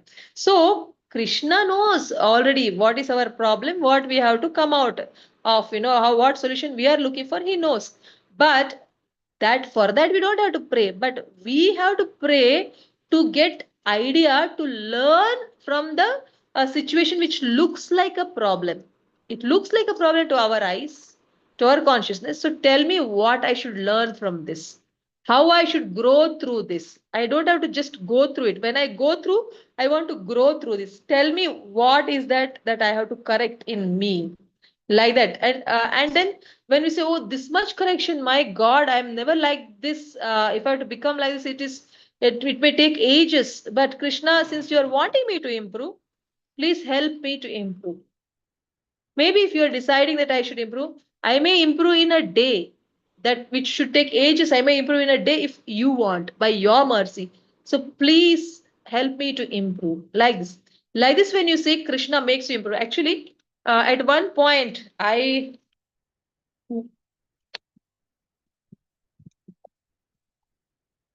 had told, after 14 years of marriage, I told my husband, forget it, I can't live with you. You stay here, I will go to my parents' house. I went. But in 1 week, I came. Why I came? Because I thought this is not what is Tranadapishunchan. This is not Tararapasaishnana. So when I came, he said, "Now why you came?" I said, "My anger came down. That's why I came." but but then he said, "No. Then we have to discuss with the elders. This way you cannot walk out and walk in." Then we discussed, and when we discussed, I was afraid whether he's going to leave me or what. See how he put fear. So I value the relationship. So this fear putting is necessary. So my husband put fear in me, and then I said, "No, no, never. I will think of leaving you, no matter what it is. Now I accept it as Krishna's plan. I'm not going to fight, not going to leave." I said like that. And when I thought, I thought that now I go back to become thinking that this is marriage is an institution, it's an ashram, which is going to make me humbler than the straw on the street, more tolerant than the tree, and amanena manadena, that is to give respect when I'm feeling disrespected, so that I come to the point of kirtaniya sadhari. Like this, I thought, and I came. And the day I entered the house, I was surprised that I felt so much affection for my husband, which was never there. For 14 years, that much affection was not there. That much affection. Who put it? That, like, I am finally again coming back after discussing with the elders. So I felt I am taken back. Now I will do everything possible to ensure that I will never be angry with his anger. I will never take it offensively with his anger, but I will just do my duty as nicely as possible. Like this, I thought. But I got so much love for my husband in my heart. Who put it? Krishna put it. So it would have taken ages, or maybe another lifetime, another marriage. Then maybe if I had a better one according to my perspective of that life, maybe I would have easily loved. But this was very difficult for me to love. That's why I thought I cannot live, I will go. But Krishna put so much love.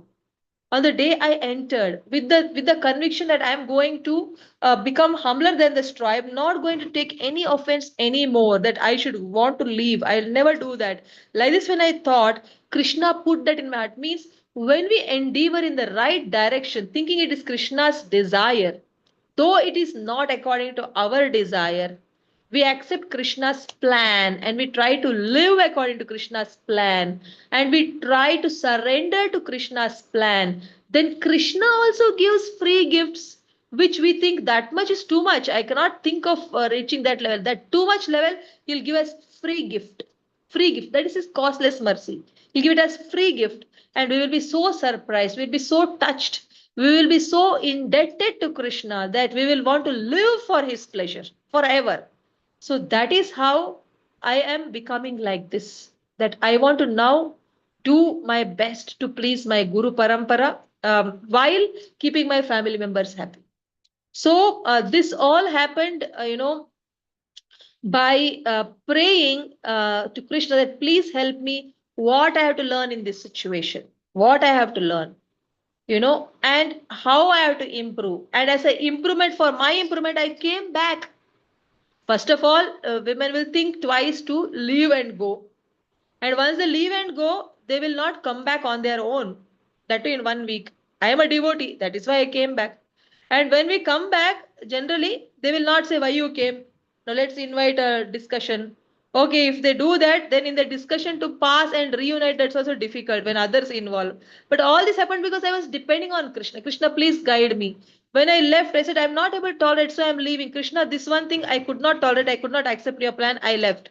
Then I was repenting. But the moment I left and I sat in the bus to go to parents' house with my daughter, I started thinking, am I doing the right thing? Am I doing the Krishna said, Trinada Pichunichena, Tarrapi Saishna. Saishna is very Saishna gone. I'm not following the order. I'm not following the order. Then how to follow the order? How to follow the order? What I should do? What I should do?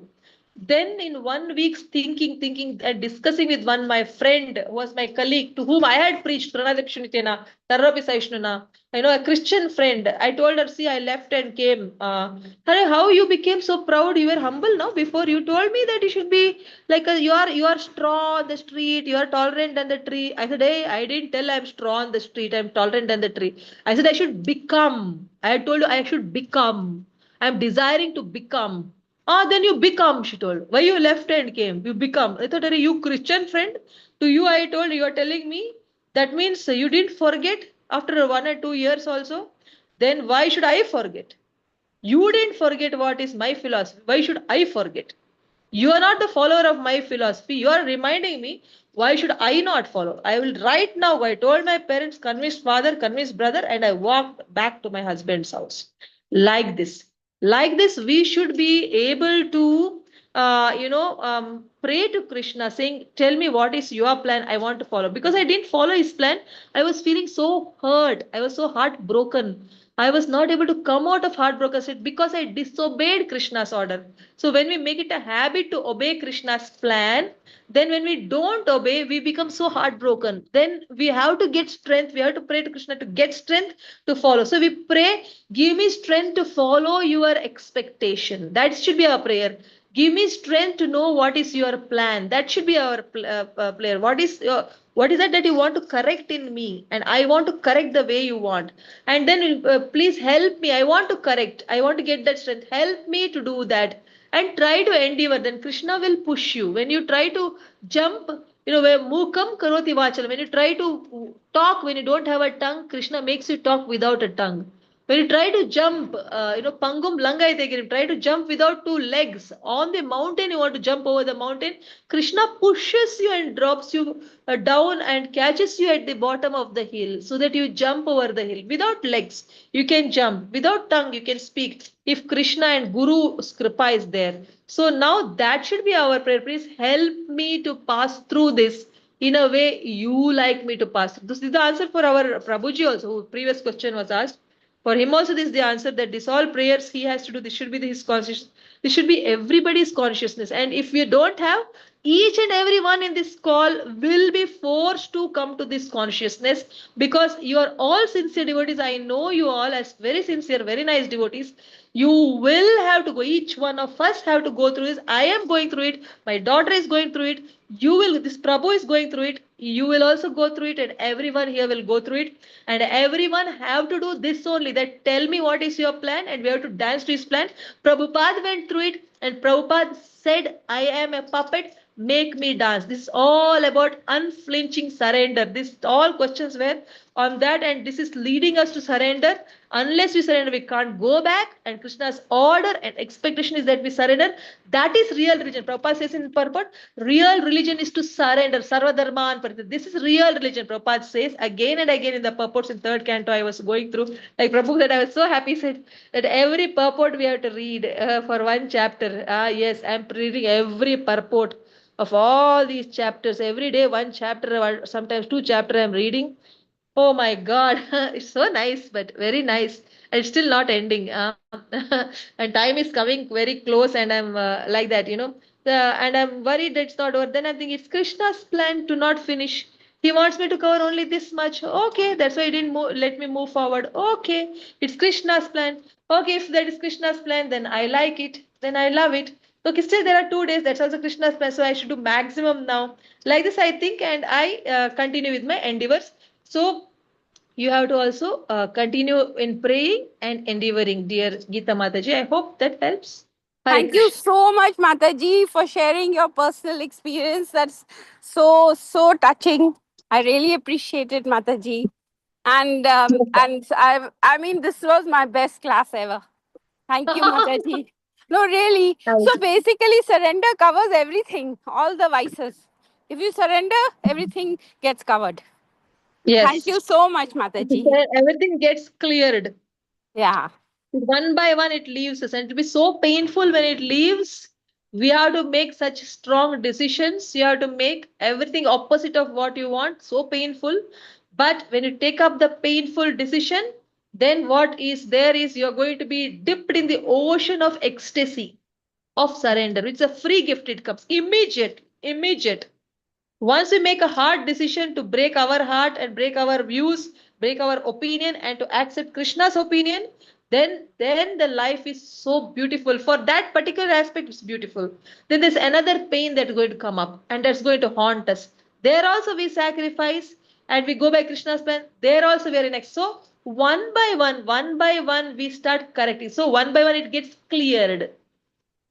It doesn't get covered, and it won't stay with us hiding like that. I'm just joking, but it gets cleared. It goes out of our life, and we become clean internally, and we become very happy